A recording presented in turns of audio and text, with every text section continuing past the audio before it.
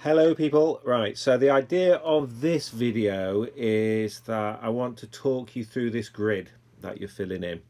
And the grid's called, just let's look at the title of it, see if you need to find it on Moodle.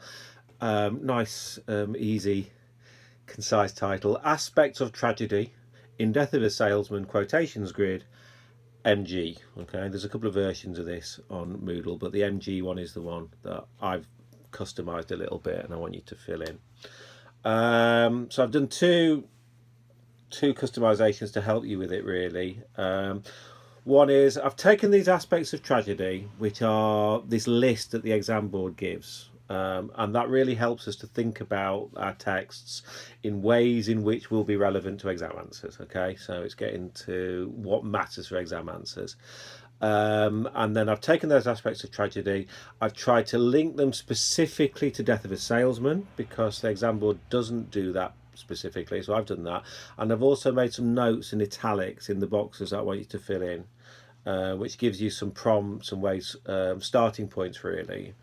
But I wanted to say a little bit more about what is going to go into these boxes and how to think about what you do in there, because it covers a lot of ground, and it's kind of the summary of the core evidence that you're taking away from thinking about Death of a Salesman. This is going to be the quotes that you're using in exam answers, so I need to make sure that you fully understand it, or pretty much. So this is my talk through. So hopefully you've opened up this document from Moodle. If you haven't, pause the video, go find it. There's a link on your timer message so you can find it. And I'm just going to talk through from top to bottom in terms of what you're doing with this grid. So you've got a list of aspects of tragedy. The first one is suffering. That's going to be straightforward. So we can think about Willie's suffering. We can divide that into mental and physical. The mental is going to be more interesting and it's going to be more challenging. The physical stuff, lots of stuff at the beginning of the play that you can pull out. But the mental stuff is going to be more interesting. And we're looking there for you to put in short, sharp quotations, okay, which gives us evidence of how Miller presents that suffering. Then we can look at other characters who suffer. I thought the main characters that are going to be interesting there are Biff and Linda. Could be interesting to make a note about how these characters handle their suffering. Where is their suffering most intense? Linda's quite complicated in terms of how much does she suffer until right at the end when Willie's died. I think she definitely does, but she's such a strong character, she kind of masks that to some extent. So look closely at Linda. Then we've got these classic aspects of tragedy which do apply to Willie quite well, I think. So pride is a major part of Willie. That's easy to find quotations, which gives us evidence of his pride. And there's a potential hamartia for Willie, so a quotation for that. Folly is an old-fashioned word for foolishness. So that, again, that's a bit more of a stretcher. What's a really good example of where he makes a foolish mistake? And we're looking for something that's dramatically significant there, not just something throwaway, or, well, you certainly can't be limited to that. It's got to be something that matters. So think of a nice quotation for that. Then you've got his blindness, kind of going to link with foolishness, things that he doesn't see, things that he doesn't understand. That could be things about Biff, it could be things about Linda and his relationship with women, it could be things about his job. Okay, so for all of these boxes we're looking for at least one quotation, but preferably two or more. Okay, so don't limit yourself. Quotations should be short and sharp, but several in each box is going to be quite nice. So once we've dealt with blindness and what he doesn't see, we can then flip it and look at what does he discover, what's his insight, what does he learn. Now I've made a detailed note here because I think one thing that's interesting about Willie is that, well, in my personal view, his blindness is greater than his understanding right until his moment of death. I think he dies in ignorance, really. See what you think, though. There has to be something, I think, around Biff that he discovers. So find a nice quotation for that. What does he discover about his relationship with Biff? So that's going to be key. Then the exam board listed a whole bunch of stuff about tragic villains. Now, for my money, one of the things that makes this a modern tragedy, there is no conventional villain. There is no Iago figure. It's not Howard. It's not Willie. It's not even Ben, really. These are not wicked characters. Ben has some Iago-like characteristics because he tempts Willie. So he's a kind of a tempter. But I've suggested three kinds of betrayals that you might list. We can easily see Howard as betraying Willie. That's certainly how Willie sees it. Find a quotation for that. Biff thinks that Willie's betrayed him. I don't think you'll have any problems giving that quotation.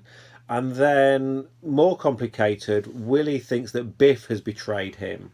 Now, you might have to look through that quite carefully and find, but basically you need to be looking, where does Willie blame Biff? Okay, and that gets quite complicated and quite convoluted, really, in terms of the psychology of it.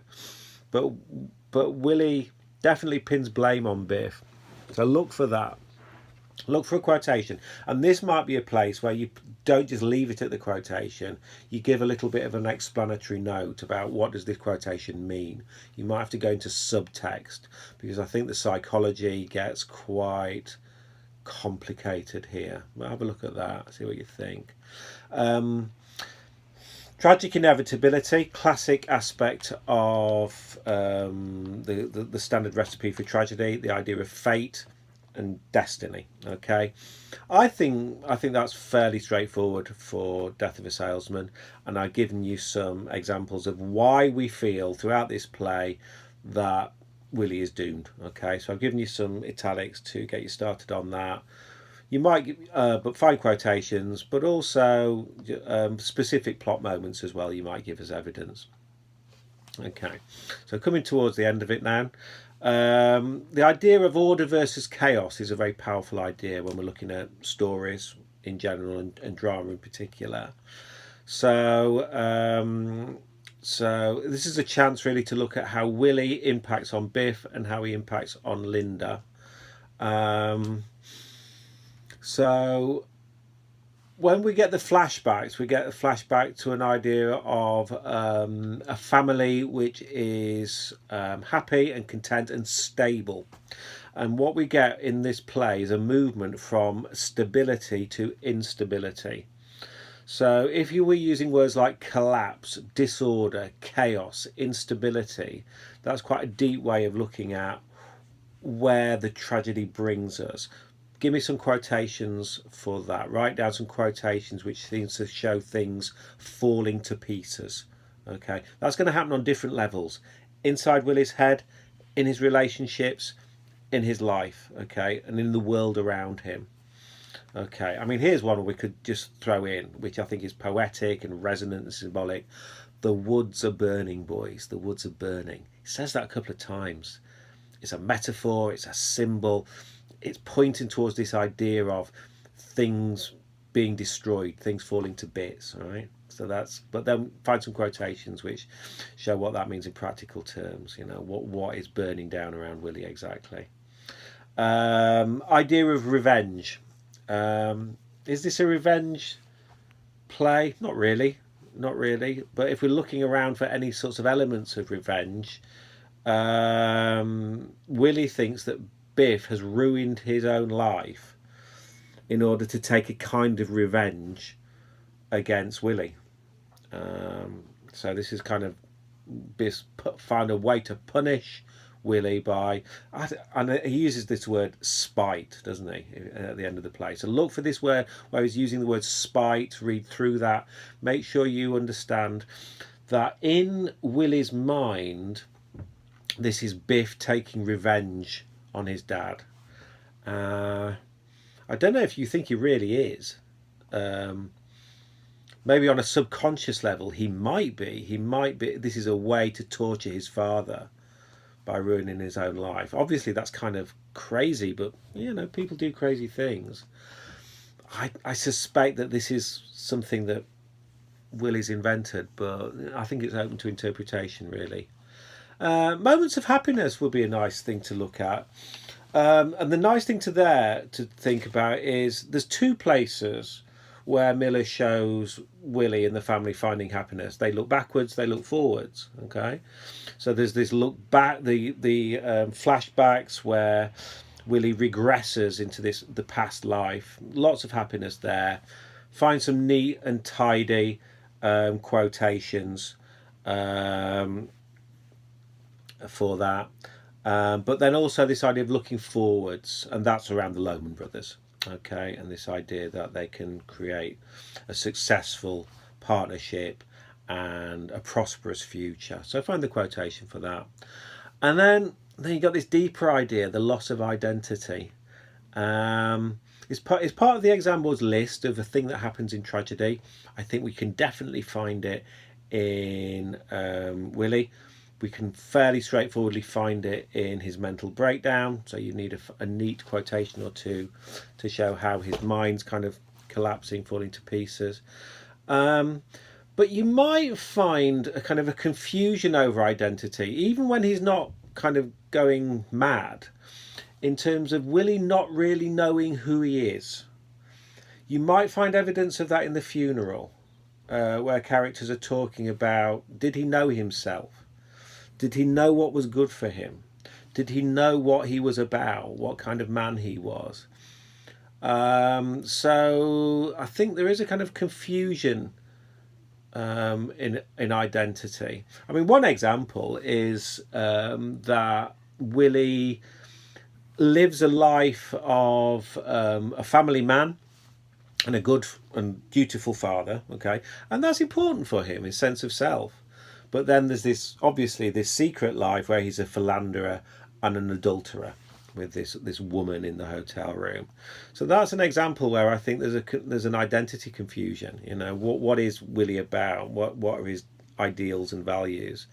And in that case, his actions don't match his values and his image, really. So that's a thing you could look at in terms of loss of identity, which is less obvious. That takes you to the bottom of the table. So basically, it's putting in a quotation or two for each box. You can leave the italics in if they're useful, edit them or remove them if they're not, and just add in any other sort of helpful explanatory commentary that you want that's going to help make sense of those quotes, because you don't want to be, when you're coming into revision, looking at a quote and not really understanding what it's doing there.